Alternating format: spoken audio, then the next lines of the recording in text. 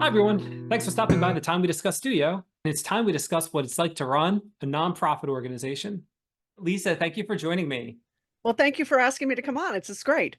Absolutely, absolutely. So, Lisa, you've had quite the career adventure. You were a journalist at one point, a publicist at one point, and now in your most recent endeavor, you've created a nonprofit organization called Colby's Army. So, Yes. I'd love to hear more about that, and I'd also like to hear about the process of creating it and managing it specifically. But let's start with a typical day for you as the founder of Colby's Army. So we are a 54-acre farm. We're volunteer driven. We have about 54 acres. We have a therapeutic horseback riding program. We have an organic garden.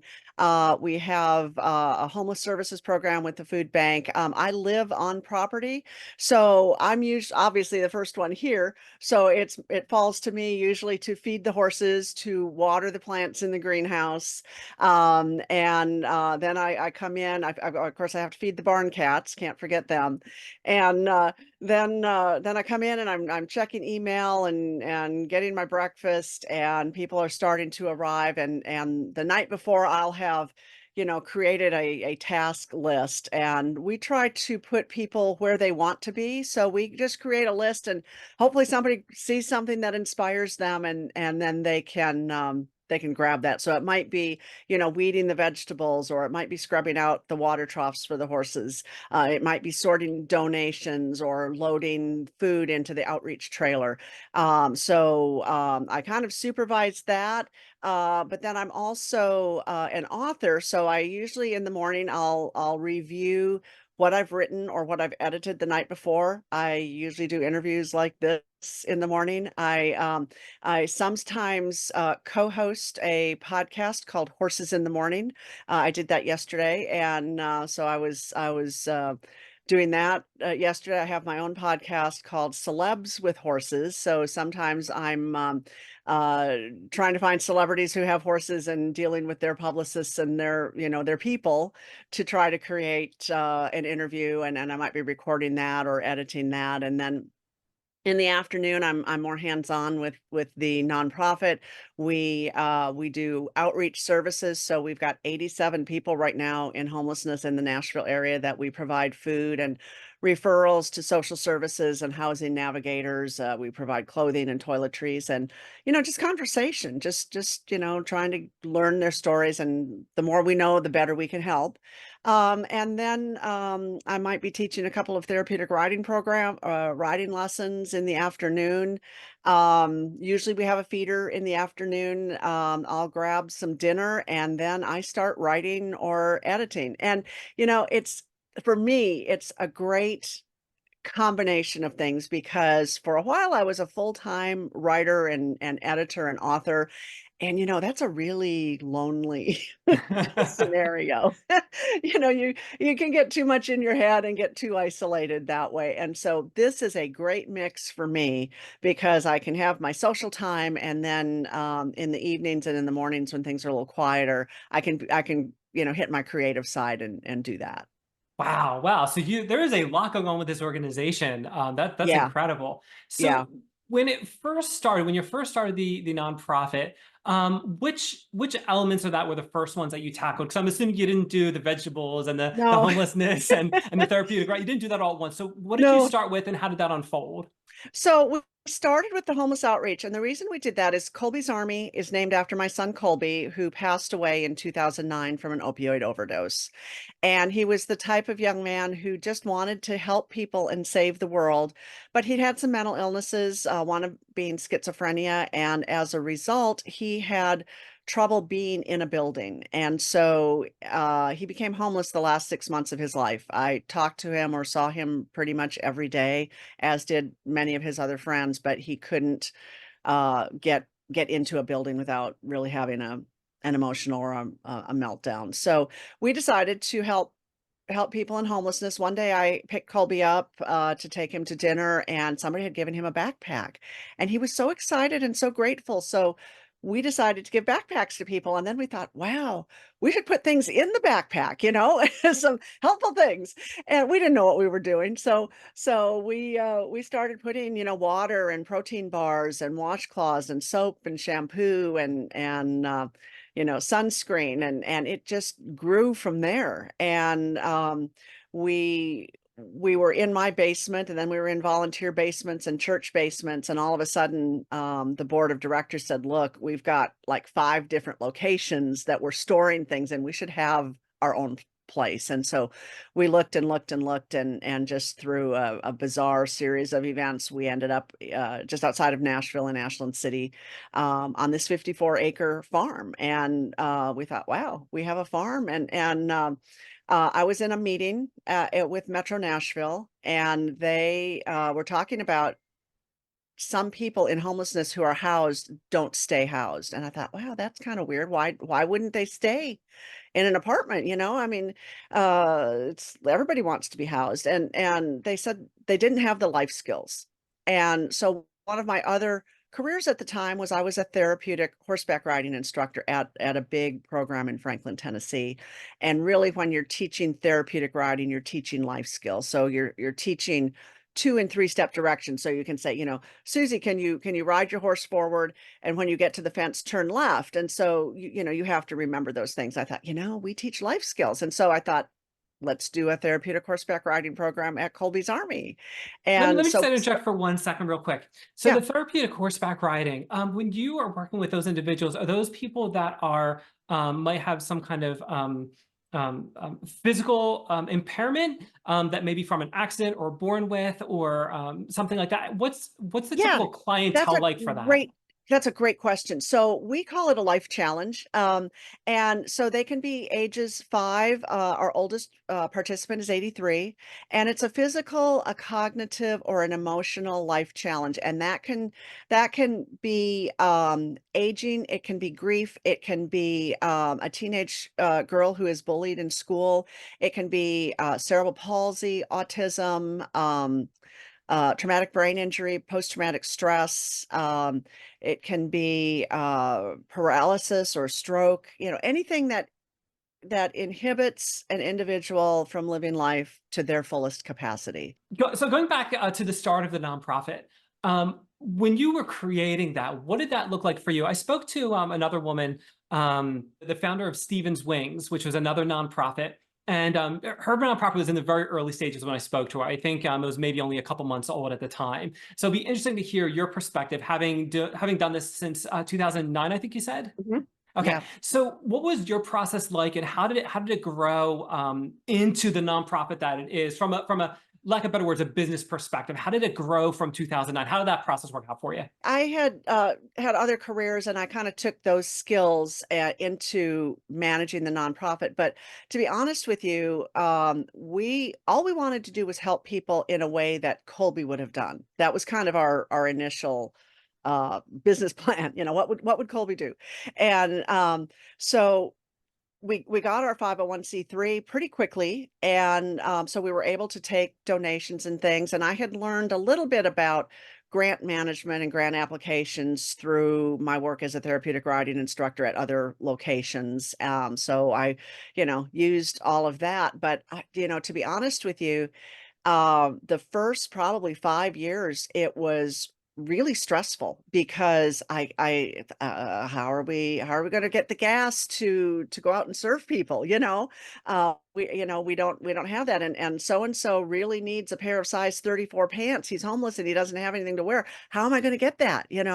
And so it was very, very stressful. And when we moved into our current property, and purchased it, we moved in on a lease purchase in 2016, and purchased it with the help of a local bank in 2019. That was a huge, huge step up. And I have to say, I was up most nights throwing up because I'm thinking, I don't know how we're going to pay the electric bill. I've got volunteers coming. We're not going to have any electricity. But electricity never once got turned off. We always got people their pants.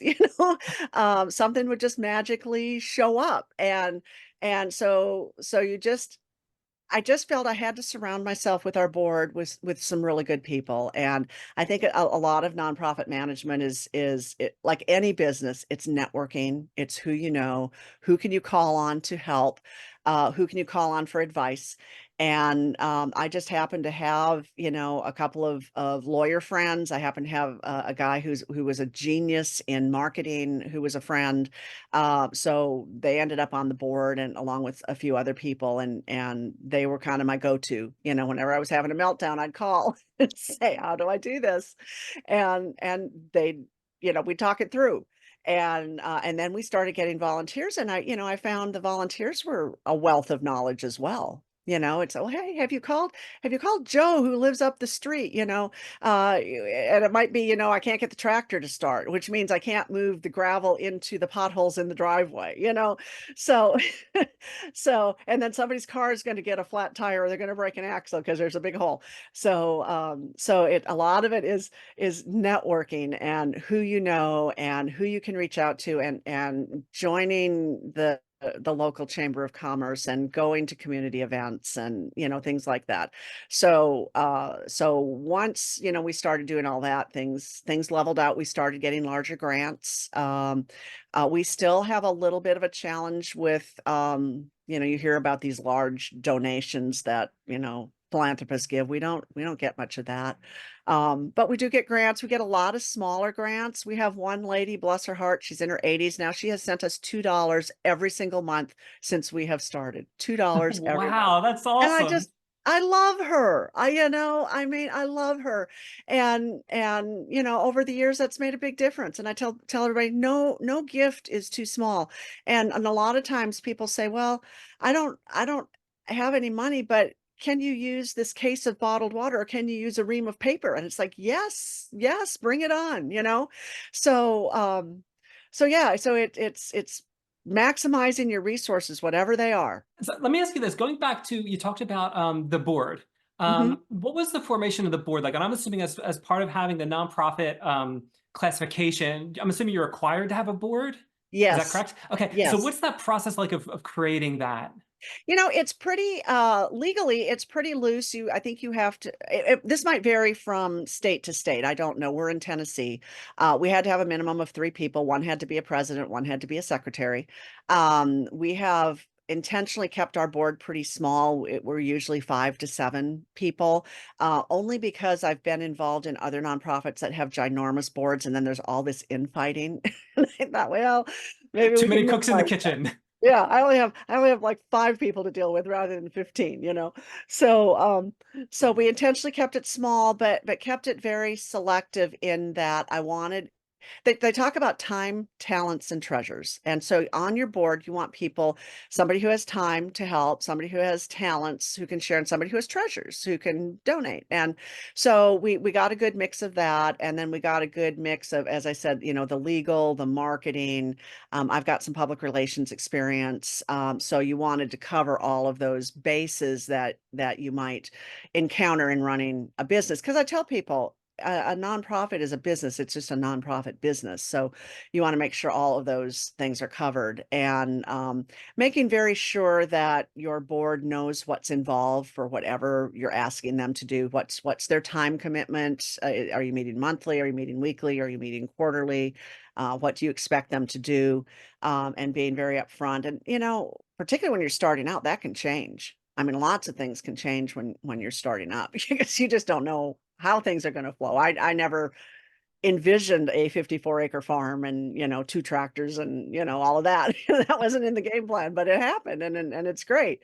So I think with the board, it's what are their term limits? When do they have to cycle off? Having all of that in place ahead of time and just being really open and honest if something isn't working. Before I talk about your authorship, I do want to ask you, when it comes to your education background, how has that factored into creating the nonprofit? Did you go to school for any kind of business degree, or is it completely unrelated? What was that like? So I've gone to school twice. The first time I went to be a horse trainer, and I trained horses professionally for about 10 years. So I have a degree from the University of Minnesota in agricultural production, with the division of equine management. And so I used that, obviously when I was training horses, but the equine management part, it was a lot about, keeping farm records and, running your farm as a business. So it wasn't business classes per se, but it was along those lines. And certainly I'm using, the horse part of it now, and have used that throughout my life. And then I stopped training about 10 years in. I had an accident where a little horse I had in training fell on my knee, and I ended up having 8 surgeries on my right knee.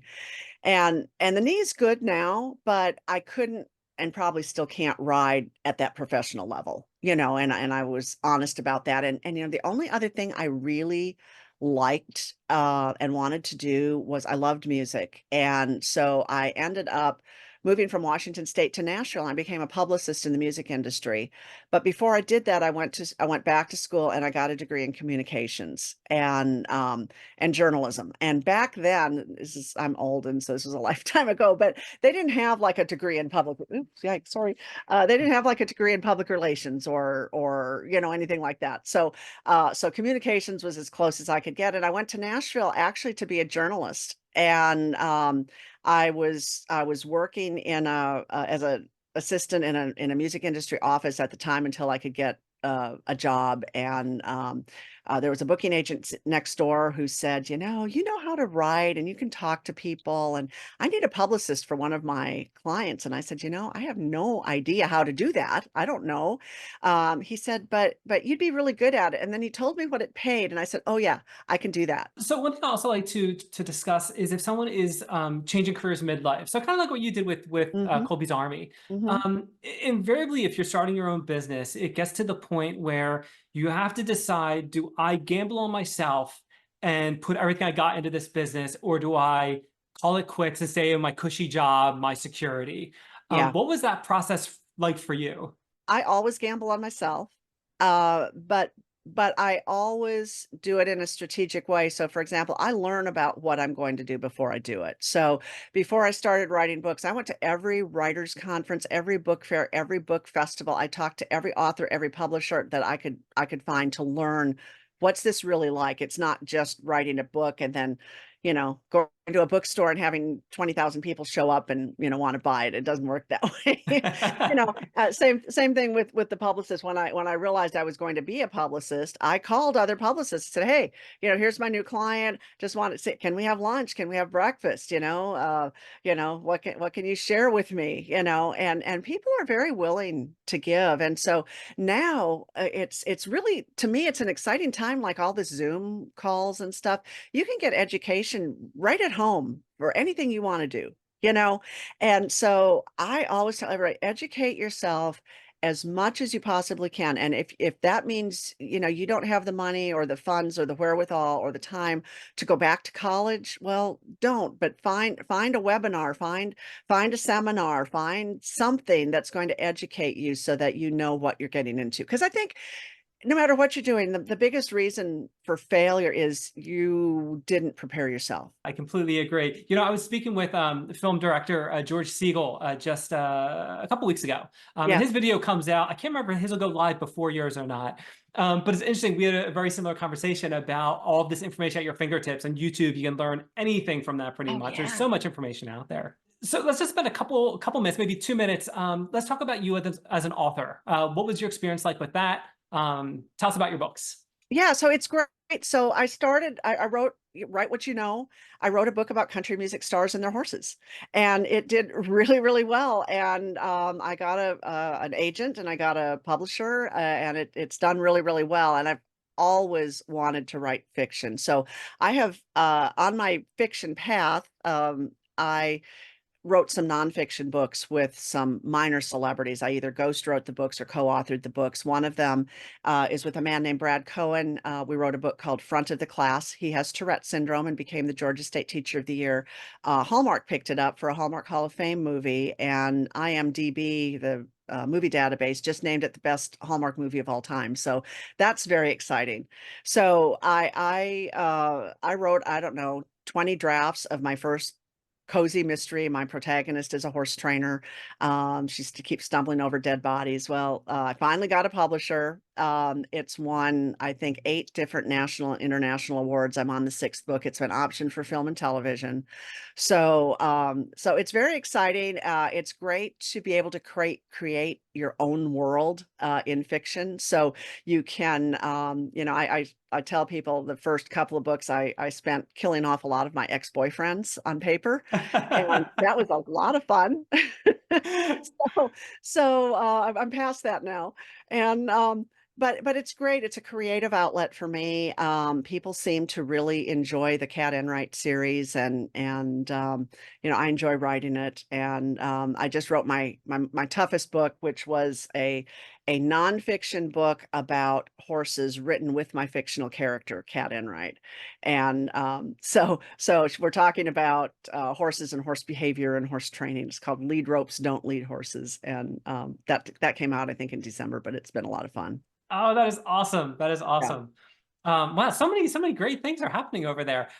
If you want to take like another minute or two, I'd like to give the person speaking with the opportunity to talk about a cause they believe in, a project they're working on, more about your nonprofit, your books. If there's something in particular you'd like to discuss, the floor is Well, yours. we've talked about everything, but I would say if I had to do things over again, I think I would go back to school and get either a master's or a PhD. So if anybody who's younger or anybody who has the opportunity to do that, I would suggest they go that route if they can.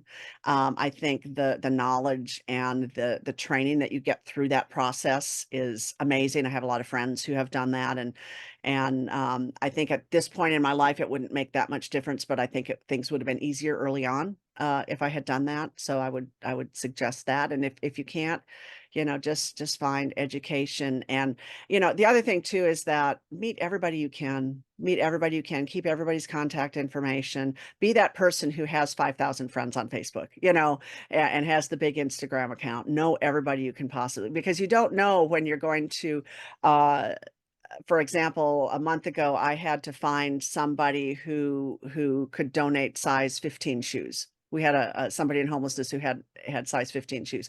You can't find them in the stores. Turns out one of our volunteers has a son-in-law who plays professional basketball in Italy, and he's now donating size 15 shoes to us. So, I so love it's it. I all love it's it. all about the networking. It's all about the education and the networking and the passion. Those are the 3 things that I would like to leave people with. That is awesome, and that's such great advice. I feel like, as I've gotten older, I've gained a lot more confidence as I've gone through life, and it's so easy when you're younger to say like, well, I don't want to ask them because what if they say no? And as you get older, it's like, who cares if they say no? It's not a big deal. You move Exactly. on and you ask the next person or whatever it is. So Yes. Lisa, that's incredible, incredible advice that you're giving. Well, Lisa, thank you. you're welcome. It's been awesome having you on Time We Discuss, and we got to talk about your nonprofit, Colby's Army. Well, thank you so much. Just find us at colbysarmy.org. Everybody can see all that we do. The website's pretty up to date, and we love people to learn about us. Definitely. And I'll make sure I get all those links from you. I'll put them in the show notes and description so anyone can easily access your information. Awesome. Well, thank you. Thank you. This has been a lot of fun. I really appreciate it. Awesome. Thank you so much, Lisa. Thanks for popping in the studio. My name is Dan, and this is Time We Discuss. I really enjoyed speaking with Lisa today, and I hope you enjoyed the time too. Make sure you check the links in the description to learn more. If there's a profession that you want me to cover, add a comment and I'll find that person for you. Don't forget to like, share, and subscribe. That'll do it. See you next time on Time We Discuss.